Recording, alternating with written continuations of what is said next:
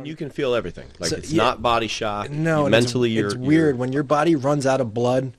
The pain is so intense. It basically felt like two vehicles were crushing my leg with every heartbeat. Just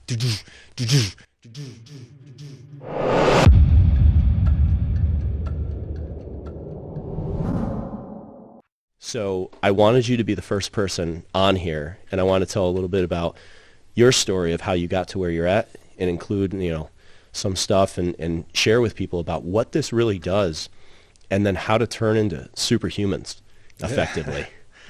Cool. So, Sounds good. yeah, man, tell me a little bit about how you actually got to the point of where you're at today, and what the story is that got you to be a healer. Well, I was with you. That was probably my last ride with two legs, right? I would think. It was right before my accident when I saw you for the first time. Yeah. And so I went for a ride on July 8th, 2018, right?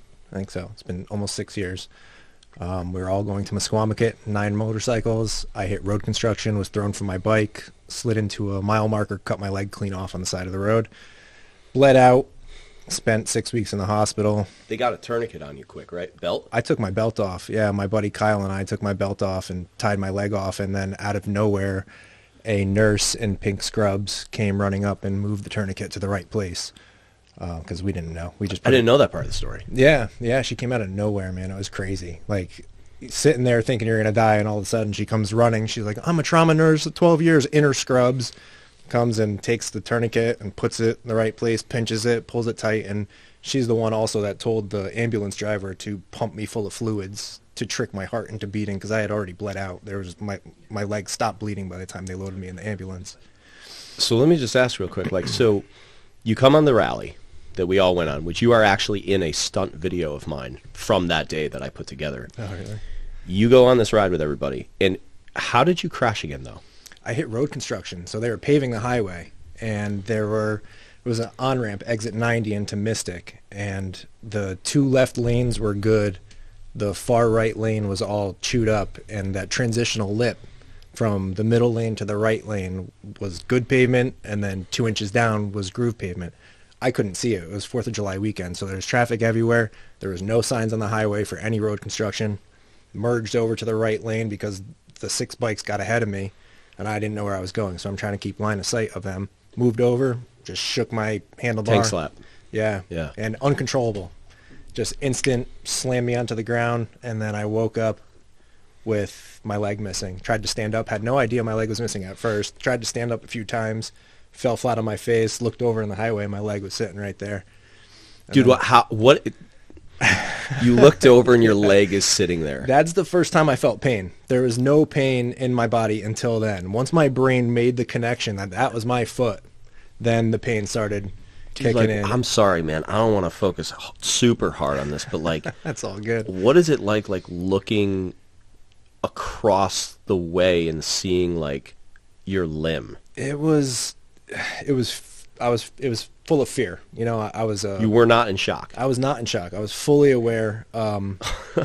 My friend Brendan came running over, and he ran over, and he's like, "Holy shit, your fucking leg's gone!" And I was like, "Yeah, all right, thanks." I got that part. I saw. I was there. Yeah, and he ran off, and then Kyle came up, and he just sat with me, man. And I've done martial arts most of my life.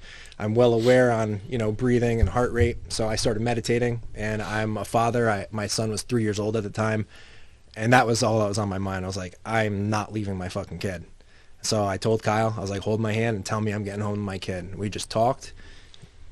Thankfully, that nurse came running up, and she... Random person, passenger vehicle. Yeah, so her name's Patricia Smith. She didn't leave her name or anything. She took off after she saved my life. So after I got out of the hospital, I have this big weight on my shoulders. I'm like, I gotta find this fucking lady, bro. She legitimately saved my life.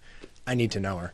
So used Facebook for the good that it can bring, and my story was shared 3,000 times within 2 days. And then News Channel 3 came and did an interview to help try to find her, interviewed me, and then I found her the next day. And we still are in contact now. She was just as happy that I found her that I was to find her, because she was like, "Oh, I'm so glad you're alive. I didn't know if you were going to make it." So it was really cool to find her. That's wild. So Yeah. Kyle gets the tourniquet around. This lady runs over. She moves it, gets it good. Yep. You're going to make it home to see your son. Yeah, well, so what's messed up is they put me in the ambulance, and I stopped bleeding at that time. So my girlfriend was with me. She was on her own bike. She turned around, came back to me. So as they're loading me in the hospital, into the ambulance, she shows up. And the ambulance driver's like, don't call his family. You're not allowed to call his family. Like, we don't know if he's going to make it to the hospital. We're doing everything we can for him, but it does not look good. Wow. Right in front of me. I'm sitting there like, oh. Like, wait, hold on. Yeah. I want to say something. Yeah. So then there's no blood or painkillers on the ambulance, and the traffic was terrible. It was 4th of July weekend. So we had to wait for Lifestar to come in, and Lifestar had cloud coverage. It took them 26 minutes to get to me. And so the whole time I'm sitting there bleeding out and in pain because they had no painkillers. And you can feel everything. Like, So, it's yeah. not body shock. No, and mentally it's weird when your body runs out of blood. The pain is so intense. It basically felt like two vehicles were crushing my leg with every heartbeat, just and it was wild. So yeah, I'm just sitting there, just clinging on to life, hoping that I'm gonna make it. And then they put me in the helicopter, and I remember taking off backwards, and I was like, oh, that's fucking sketchy. And that was it. And then I woke up in the hospital under lights. You were out. I was out. They knocked me out. Okay. And so I had done such a good job of cutting my leg off myself that the doctors didn't touch the bone. I mean, if you're going to do it right. Right, yeah. Yeah, man. Yeah. Yeah. Save some money on surgery. It was great. Measure twice, cut once. Yeah, man. No, you did good. Yeah.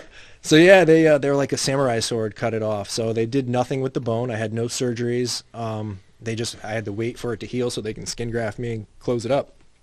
And Kyle always has the story where I woke up in the hospital and all my family and everybody's crying around me. And the first thing I said, I was like, guys, it's just a fucking leg. Like, it's just a leg. I'm good. I'm here. We're talking. It's just a leg. We'll be all right. That mystifies me. That mindset. I've been riding since I was 3 years old. Shit happens. I've always been ready for something to happen. I didn't know what it would be. I remember when I had that wobble and I knew I wasn't going to control it, and it threw me from my bike. And I remember as I'm coming over the bars, I go, oh, well, this is it. This is the one. Because I've always known that it's a possibility. And, I consciously remember just being like, oh, this is the accident right here, and slam. And I think I initially knocked out, and then I came to as I'm sliding. And I don't remember. My brain definitely blocked the impact of my leg on that road sign. I just can't remember that part. But then the next thing I remember is trying to stand up, try to get to my bike. That was my first thought. I was like, got to get my bike out of the road. Dude, we're so stupid, man. We're so dumb. Like, our bodies falling apart. We're like, is the car okay? Well, like, it's weird. So I slid on my back, but I had towels in a backpack because we were going to the beach. So I like Ninja Turtled my ass on the road. I had all my gear, boots, gloves, helmet, jacket. I had like one of those mesh jackets on. It was like 100 and something degrees out that day. So, but I remember sliding and coming to to a stop. And the first thing I did was like, oh, all right. Like, I didn't even know this shit was going. I couldn't see it. Had no clue. God. And the only thing I felt was my left elbow where I had 10 stitches. I needed 10 stitches. And that was the only thing. And I remember looking at it. I was like, we're good. Stand up, poof, fall flat on my face. So you went to go like put your leg down. Just to prop myself up. And the guy who, another witness pulled over because he saw a cloud of dust. And my friends are like, you had a cooler? And he had just bought a Yeti cooler, and he was coming back from the beach, so he had all his drinks in his Yeti cooler. He dumped all his drinks, gave Brendan and Kyle the cooler. They picked the leg up, threw it in the Yeti cooler. But that witness saw the cloud of dust, and he said, the only thing he saw was me try to stand up like 3 times, fall flat on my face. And because it's just not computing. Yeah, I had no clue. I did not feel a thing down there. And my first thought when I went to stand back up and fall down, I was like, all right, well, I broke my leg. I had no clue it was gone. And so then the jeans are all torn and bloody. And I'm like, I look down, lift my helmet up. I'm like, oh, shit. And at that time, before we put the tourniquet on, it was like every heartbeat was like a squirt gun. It was like, so you're just sitting there watching. So I was like, fuck, I got to calm my heart rate down, meditate, breathe. And Kyle ran up, thankfully, and he just stared into my soul. And he's like, we're going to get home. And wow. Yeah. Here I am. We're gonna get home. Yeah. I like that. Yeah. I And like we that. made it, bro.